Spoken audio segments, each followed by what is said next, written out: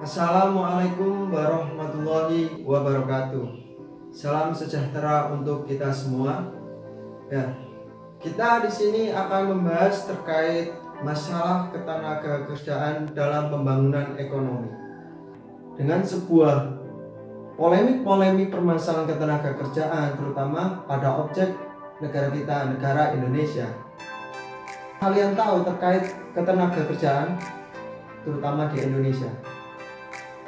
Yang pertama, tenaga kerja. Definisi tenaga kerja pada Undang-Undang Nomor 13 Tahun 2003 Bab 1 Pasal 1 Ayat 2 disebutkan bahwa tenaga kerja merupakan setiap orang yang mampu melakukan pekerjaan guna menghasilkan barang atau jasa, guna kebutuhan sendiri atau kebutuhan masyarakat. Secara umum, tenaga kerja merupakan individu yang mencari atau sudah melakukan pekerjaan yang menghasilkan barang atau jasa yang sudah memenuhi persyaratan atau batasan usia yang telah ditetapkan oleh undang-undang. Selanjutnya, definisi angkatan kerja dan bukan angkatan kerja. Pada BPS tahun 2010 disebutkan bahwa angkatan kerja adalah masyarakat usia kerja yang bekerja atau sedang mencari kerja. Angkatan kerja ini adalah orang-orang yang memiliki pekerjaan atau sedang berhenti bekerja karena beberapa alasan seperti petani berhenti bekerja karena hujan, pegawai yang berhenti bekerja karena cuti, dan lain sebagainya. Kemudian, angkatan bukan kerja adalah bagian dari tenaga kerja yang tidak bekerja dan tidak mencari pekerjaan seperti mereka yang mengurus rumah tangga. Contohnya adalah IRT, sedang menempuh pendidikan sekolah, dan lain sebagainya. Definisi kesempatan kerja. Kesempatan kerja adalah lapangan pekerjaan atau lowongan kerja yang tersedia bagi angkatan kerja di jumlah lapangan pekerjaan yang tersedia untuk orang yang mencari pekerjaan, terutama pada definisi kesempatan kerja ini. Selanjutnya adalah terkait jenis tenaga kerja. Jenis-jenis tenaga kerja ini ada banyak sekali ya. Terutama yang pertama, tenaga kerja berdasarkan kemampuan. Ini mencakup tenaga kerja terdidik, tenaga kerja terampil, tenaga kerja tidak terdidik, dan tidak terampil. Kemudian yang kedua adalah tenaga kerja menurut sifatnya. Ini ada dua, yang pertama tenaga kerja jasmani, dan selanjutnya adalah tenaga kerja rohani. Yang ketiga, tenaga kerja menurut fungsi pokok dalam perusahaan. Yang selanjutnya tenaga kerja menurut hubungan dengan produk. Ini ada dua, tenaga kerja langsung dan tenaga tidak langsung. Yang kelima, tenaga menurut kegiatan departemen-departemen. Yang pertama departemen produksi, yang kedua departemen non produksi. Yang keenam adalah tenaga kerja menurut jenis pekerjaannya. Ada tenaga kerja bagian pabrik, ada tenaga kerja bagian kantor, dan ada tenaga kerja bagian lapangan. Jadi itu semua merupakan jenis-jenis dari tenaga kerja. Masalah ketenaga kerjaan di Indonesia sampai tahun 2020 ini masih banyak masalah terhadap ketenaga kerjaannya, terutama pada masyarakat Indonesia sendiri yang sedang mencari pekerjaan. Yang pertama, jumlah angkatan kerja yang tidak sebanding dengan kesempatan kerja. Yang kedua, kualitas tenaga kerja yang rendah. Yang ketiga, persebaran tenaga kerja tidak merata. Yang kelima, gaji para pekerja yang rendah. Yang keenam, pertumbuhan lapangan pekerjaan yang lambat. Yang ketujuh, jaminan sosial kecil. Yang delapan, kesejahteraan hidup yang rendah. 9, memutuskan hubungan kerja atau PHK. Yang ke-10 adalah pengangguran. Selanjutnya, upaya peningkatan kualitas tenaga kerja. Ini merupakan sebuah solusi terhadap masalah ketenagakerjaan di Indonesia. Ada dua tokoh yang di sini yang memberikan upaya peningkatan kualitas tenaga kerja. Yang pertama adalah pemerintah, yang kedua adalah pihak swasta. Yang pertama pemerintah, yang kedua pihak swasta. Dari pihak pemerintah sendiri, peningkatan kualitas guru dengan pelatihan. Kemudian peningkatan materi pembelajaran, yang selanjutnya adalah pemanfaatan media pembelajaran yang inovatif. Dari pihak swasta sendiri ataupun perusahaan, ini membuka lapangan kesempatan untuk magang, kemudian memperbanyak seminar dan workshop, meningkatkan kualitas mental, gizi, spiritual, dan kesehatan tenaga kerja. Jadi banyak upaya yang dilakukan oleh pemerintah dan pihak swasta atau perusahaan dalam meningkatkan kualitas tenaga kerja di Indonesia.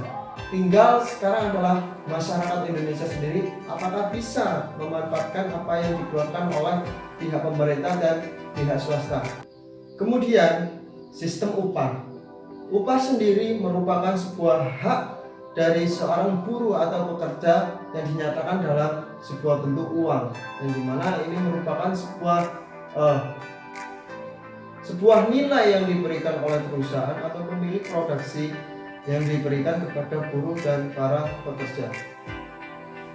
Syarat dan tujuan pemberian upah ini merupakan sebuah bentuk perbandingan yang adil dari pemuasan kebutuhan pasar yang dinilai dengan sebuah rupiah ataupun uang yang memang ini merupakan hak dari seorang pekerja ataupun buruh, dengan sebuah sistem upah yang berbagai macam dari berbagai bidang dan dari berbagai sudut pandang dari perusahaan itu sendiri. Sistem pemberian upah di Indonesia digolongkan sebagai berikut. Yang pertama, sistem upah menurut waktu. Yang kedua, sistem co-partnership. Yang ketiga, sistem upah hasil.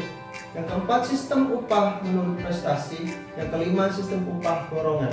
Yang keenam, sistem upah skala. Yang ketujuh, sistem upah premi. Yang kedelapan, sistem bonus. Yang keempat, sistem upah indeks biaya hidup. Dari sistem upah itu dipengaruhi oleh dua faktor. Yang pertama, faktor internal dan faktor eksternal. Dari faktor internal ini berasal dari internal perusahaan terkait tenaga kerja, produksi, dan lain sebagainya. Kemudian untuk faktor eksternal ini melihat dari keadaan luar ataupun pasar. Selanjutnya adalah pengangguran. Pengertian pengangguran. Pengangguran adalah orang yang tidak mempunyai pekerjaan. Pengangguran adalah orang yang tidak mempunyai pekerjaan atau sedang mencari pekerjaan, sedang mempersiapkan suatu usaha baru. Tingkat pengangguran ini adalah perbandingan antara jumlah penganggur dan jumlah angkatan kerja dalam kurun waktu tertentu yang dinyatakan dalam persentase. Selanjutnya adalah jenis-jenis pengangguran. Pengangguran menurut ciri-cirinya, yang pertama adalah pengangguran terbuka. Pengangguran terbuka ini adalah saat orang sama sekali tidak bekerja dan berusaha mencari pekerjaan. Kemudian setengah menganggur. Setengah menganggur ini adalah saat orang bekerja tapi tenaganya kurang termanfaatkan. Yang ketiga, pengangguran terselubung adalah saat tenaga kerja tidak bekerja optimal. Kemudian pengangguran musiman adalah pengangguran saat bergantian musim, contohnya saat menunggu panen. Jenis-jenis pengangguran. Pengangguran menurut faktor penyebabnya. Yang pertama, pengangguran konjungtur. Konjungtur atau siklis adalah pengangguran akibat turunnya kegiatan perekonomian. Kemudian pengangguran struktural adalah pengangguran akibat perubahan struktur atau komposisi perekonomian. Kemudian pengangguran friksional adalah pengangguran akibat kesulitan temporer dalam pertemukan pemberi kerja dan pelamar kerja. Jadi antara pemberi kerja dan pelamar kerja. Kemudian pengangguran teknologi adalah pengangguran yang disebabkan oleh pergantian tenaga manusia oleh mesin. Pengangguran deflasioner, pengangguran yang disebabkan oleh lowongan pekerjaan tidak cukup menampung pencari kerja. Penyebab pengangguran di Indonesia. Di Indonesia sendiri pengangguran sangat banyak sekali. Yang pertama, penyebabnya adalah penduduk yang relatif banyak, namun lapangan pekerjaan yang sangat sedikit. Pendidikan dan keterampilan yang rendah, kualitas angkatan kerja yang rendah, teknologi yang modern tidak seimbang dengan pemahaman masyarakat, lapangan kerja yang dipengaruhi musim, kemudian tidak stabilnya perekonomian, politik, dan keamanan. Dengan beberapa komponen-komponen dalam pemerintahan, dalam swasta, dan dalam masyarakat sendiri yang menyebabkan penyebab pengangguran itu sendiri berasal dari masyarakat, pemerintah, dan swasta itu sendiri. Pengangguran ini berdampak sangat luas. Yang pertama, menurunkan aktivitas perekonomian, menurunkan pertumbuhan ekonomi dan pendapatan nasional, biaya sosial meningkat, menurunkan tingkat keterampilan, penerimaan negara menurun, bertambahnya tindakan kriminal, dan peningkatan pengamen dan pengemis. Semoga bermanfaat. Wassalamualaikum warahmatullahi wabarakatuh.